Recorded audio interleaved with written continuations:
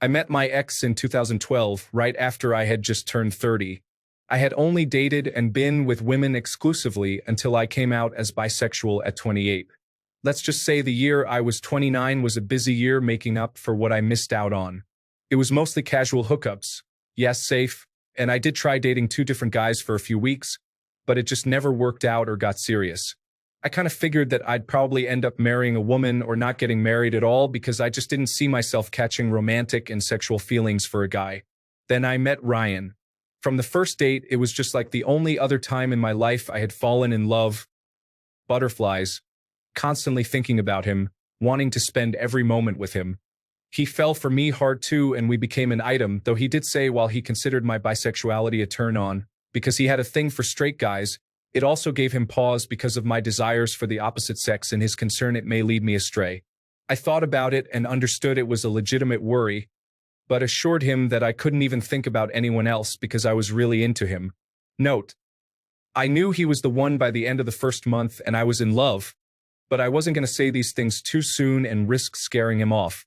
On our first date, he admitted to me that he was legally blind due to a genetic disorder and that it was progressive and eventually he would only have a sliver of his peripheral vision. He immediately said he understood if I didn't want to see him again because no other guy had wanted to date him and be his driver all of the time. I grew up with a brother in a wheelchair who never learned how to walk or talk due to misdiagnosed meningitis at 6 months old back in the 70s. I told him that and said that what my brother had was a severe disability, so in my perspective, his blindness had no effect in my feelings and that always being the driver was a small sacrifice just to be with him. The following years were bliss. We brought out the best in each other. My family, who was surprised, but very supportive when I came out, adored Ryan and treated him like family and said that I acted a fair partner peer since we'd been together. When I met him, he was working part-time in retail and had done very poorly in high school because he lost a lot of his confidence as his vision deteriorated. I told him that one thing I did insist on was that he do something with his life because he had too much to offer and that I would help. He said that he'd wanted to be a teacher but didn't think someone with limited vision could teach. Nonsense. So I put him through community college for 2 years, then 2.5 years of a local university, and finally the 1-year teacher certification program as required by California. I drove countless miles and paid hundreds in public transportation costs for him, never blinking an eye or complaining. We'd been together for 7.5 years and were engaged to be married in October by the time he was in his last semester of his teaching certification, which involved him student teaching at his former high school with his favorite teacher from his days in school. Then the pandemic hit and schools closed. Fortunately, he'd had enough hours in the classroom that he would still qualify to be certified after the governor issued a waiver via executive order. On the third day of the stay-at-home order in March, my life crumbled when I innocently found out he had cheated on me with an ex-all because he handed his phone to me to show me something on Instagram. I accidentally fat-thumbed the back arrow when he gave it to me, taking me back to a list of all his messages. I looked and recognized the name of his ex, Johnny, as the second message, dated a week ago. I clicked on it and my heart sank. Directions to my house, pictures, dirty talk, and reassuring Johnny not to worry about me because he had my location on my Find My Friends, just in case I came home from work. I immediately started screaming, demanding to know everything, and he admitted to having his ex over twice for sex, and that they didn't use protection. Johnny was engaged to his GF during this, adding another victim. Then he admitted to sleeping with his straight but curious recently single cousin Tyler, twice, again no protection. Finally, he admitted to sleeping with a supposedly straight guy named Tomas that he and many of my cousins went to school with, who I told Ryan I really didn't like him or want them talking because I didn't trust him after what I'd read about him. Since they were never close friends, I didn't feel like this was a big sacrifice or that I was being too controlling, and I assumed that he knew why I and all my cousins felt that way but didn't bother repeating it. The reason was after high school at age 20, this guy was convicted of sexual assault and penetration with a foreign object against a 16-year-old girl, and had gone to jail and required to register as a sex offender for life. A fair partner. Apparently my ex was the only person in his graduating class that hadn't heard that news. All of this affair partner peened in my home while I was working. We spent the whole weekend crying, with me asking over and over why, and him repeatedly crying and saying he just didn't know and that he felt terrible. Monday comes around and anger started being as common as sadness, and I made a comment that said I was going to pull all the phone records going back the 3 years that AT&T kept them for a fee. Only when he heard that did he admit to one more guy. Some random named Frankie off the gay hookup affair partner Grindr, who was the first guy he cheated with and continued to casually hook up with for nearly 2 years, with the last time being in February, the month before. He told me how it started. Get this. It was the day after his graduation with his BA in May 2018, and he was drunk from celebrating and wanted to have sex. I too had been celebrating with him and said I was too drunk to perform and said I'd make it up the next day, then passed out asleep on the couch. Affair partner, apparently he was angry horny because he downloaded Grindr, chatted with this Frankie fellow, and arranged to have sex in his car in a church parking lot across the street from our condo, which affair partner pens to be across the street from a school. This fact is important later, all while I slept on the couch. All the times they hooked up after that was again in my condo while I was working or visiting a friend for the night up the coast. He used to love going but started saying he couldn't occasionally because of homework and studying. I absolutely lost it, told him to get in the car, and I drove him to his family's house so he could tell them what he did, so they understood why he was moving back into their house.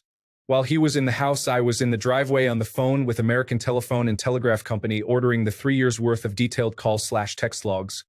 Then made an affair partner appointment to be screened for sexually transmitted infections. I suspended his service until he could figure out how to pay for his own damn phone. Then I temporarily changed all his passwords on the social media accounts he cheated with, and to make sure he couldn't hide more evidence so only I would have access to his cloud. We shared each other's passwords on his suggestions years before. I also called the bank and issued a stop payment on his final tuition check that I had sent to the certification program the week before and hadn't hit the bank yet. Before deleting his social media, except Facebook, I took screenshots of the entire Instagram conversation with Johnny the ex and mailed the conversation to his fiancé, who deserved to know so she could see a doctor and get tested too. His family was very religious and had kicked him out in high school for 3 days when he tried to admit he was bi, and only took him back in when he took it back. Needless to say, she ended it. He got kicked out. One down. He came back out to the car and we went home. I took his house key and told him to say goodbye to our 3 pets and get packing. The entire time he packed, I studied those phone records to find out dates, times, and if there was anyone else he was leaving out. He answered every question I asked, and it was then that I discovered that Tomas, the sex offender, and he had only had oral sex in my home, and that the actual sex was in the same parking lot he screwed the Frankie guy in. The wheels started turning, and the next day I walked over to the church and sure enough spotted a camera. I spoke to a secretary, sweet old lady, at the church and informed them about a registered sex offender having sex in their lot, and that not only was it a violation of his parole for indecent exposure, but that he was not allowed to be that close to a school, and I provided the date. I was in luck. They had a digital 2-year loop system that started deleting day by day after it had been retained for 2 years. It was affair partner 2020, and he first cheated with Frankie in May 2018, and the sex offender was an affair partner 2019. I told them I was filing a police report and that probation would require a copy of it eventually. They said they would save the file and allowed me a thumb drive of both days to submit with my police report. Within a month, Tomas, the sex offender, was locked up again. 2 down. I also filed a police report against the Frankie guy. The police said it was a relatively minor infraction, but since it was across from a school playground and skate park, they would follow up, but there would be no jail time. I researched the hell out of Frankie and called him to confront him. He was smug and admitted to knowing about me the whole time. What he didn't know is that I had found out he had a job that required a security clearance, and he had several judgments against him, and collection agencies had been looking for him. Best dollar I ever spent on a data collection site. I didn't know why they couldn't find him and just garnish his wages, but it ends up he was Hispanic and had 2 last names and was a junior, plus he frequently by his middle name Francisco, Frankie for short, so he got lost in the affair partner work confusion. I sent a letter to the collection agencies providing his employer and current location and contact info, and then sent a copy of the police report about misdemeanor indecent exposure for which he pled guilty, and it was a fine with community service. Not considered a sex crime. His wages did get garnished, but only for 2 paychecks because the misdemeanor was enough for him to lose his security clearance and get fired. 3 down. Then I contacted Ryan's family on his mother's side, pretending to be him from his Facebook account, making sure they knew he had fucked his cousin Tyler. It spread through the family like wildfire, and soon Tyler was contacting me because he couldn't get a hold of Ryan to ask why he would expose what they did. I just laughed and said you shouldn't screw your cousins, especially when they're engaged, and that he'd messed around in my house. So now it was my turn for payback. For down. Lastly, I had already stopped payment, but since he was so close to finishing, I was sure his family would bail him out and pay the university. Like I said, indecent exposure is usually a slaffer partner on the risk-type misdemeanor. However, I remembered some of the affair partner work he signed to be a mandated reporter that you could lose teaching certification for documented acts of moral turpitude. I sent a copy of both police reports from the parking lot with still shots from the security footage clearly showing Ryan's face to the school district he'd been student teaching in, and a copy to the Commission on Teacher Credentials. Fifth and final down.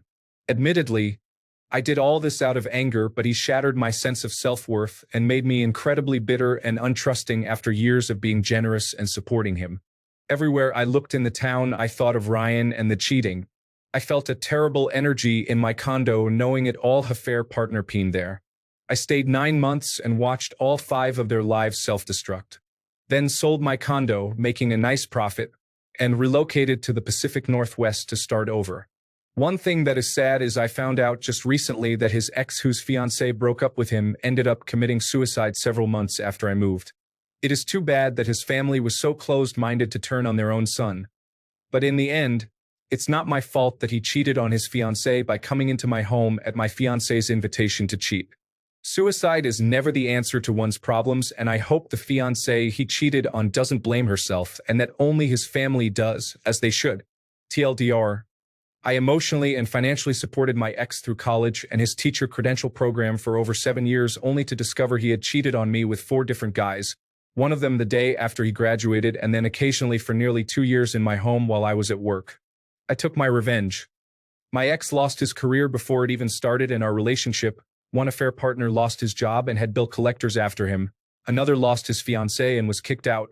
A third was humiliated when his entire family found out he had sex with his cousin, and the fourth was put in jail for violating probation.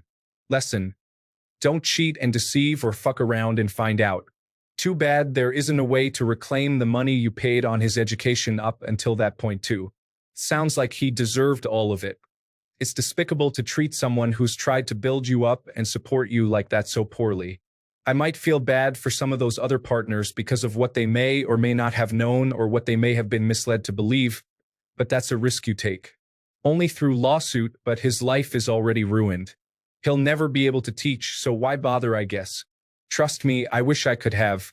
However, as an attorney, I knew better than to try and recover money spent freely as a gift. Plus, we weren't married yet, and the law especially doesn't protect single people playing house. Now, if we'd already been married and had joint finances, etc., and I could prove this occurred in the years I was paying his tuition, then maybe, but it would still be an uphill battle unless I could prove marital funds were contributed for the continuation of the cheating. There's a saying, you can't have your education taken from you. I decided to test that theory instead since I couldn't sue for the money back. Couldn't take his education, but I rendered it useless because he can't teach.